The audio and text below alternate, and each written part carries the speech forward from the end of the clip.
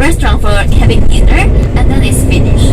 And tomorrow we're gonna do a lot of things. You know, right? I also heard from the Sophie, you are concerning about shopping time, right? So, I'm gonna give you as much as Hello. Hai, Assalamualaikum. Apa khabar? Selamat datang ke channel Naim Joker. Okey, Alhamdulillah. Ni trip yang ketiga, hari yang pertama di Seoul, Korea, bersama Naim Joker and the gang by Arba Travel. Trip yang ketiga ni dia bawa pergi makan malam. Okey, trip yang ketiga Alba Travel Korea ni kita pergi makan malam. Trip yang paling best lah makan ni kan. Mantap trip makan.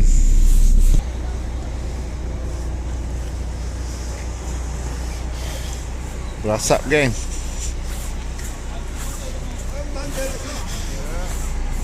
Pergi makan dulu.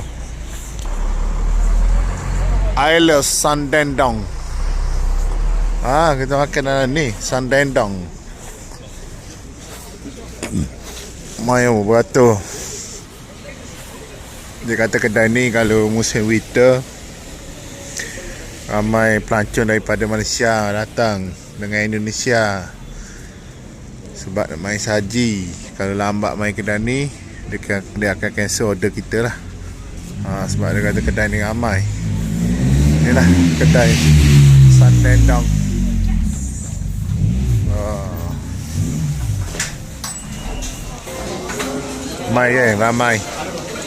Ramai dia makan steamboat tau.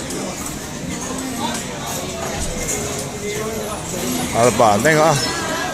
Ramai.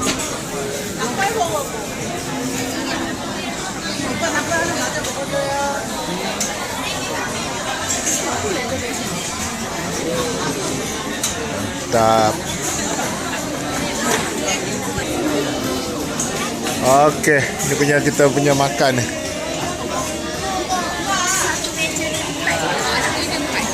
Okey, inilah makanan kita tengah hari malam.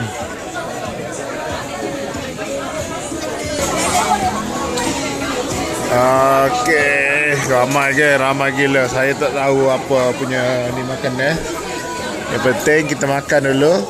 Tak cukup kita cari lagi. Kita cari lain. Tapi yang saya tengok ada mie spaghetti, ada Maggi. Itulah ramai dah ni. Masa yang ditunggu-tunggu. Bismillahirrahmanirrahim. Allahumma barikana fi ma razaqana wa qina azabannar. Amin. Yang ditunggu-tunggu telah tiba. Bak kata pepatah, masuk kandang kami mengembek, masuk kandang harimau mengaung. Macam inilah. Ujang emas di negeri orang, ujang batu di negeri sendiri. Lebih baik kita makan dulu. Jangan fikir lagi negeri apa. Selamat menjamu selera.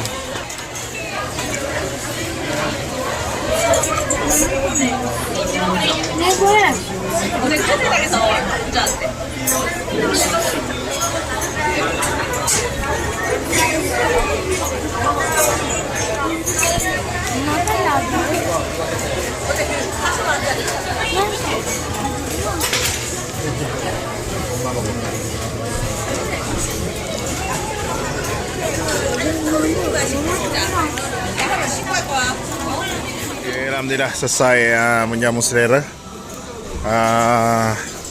Tik ketiga di Seoul, Korea. Kat luar mesti ketal lah. Kat luar mesti mantap. Boleh tengok kat sini berasap.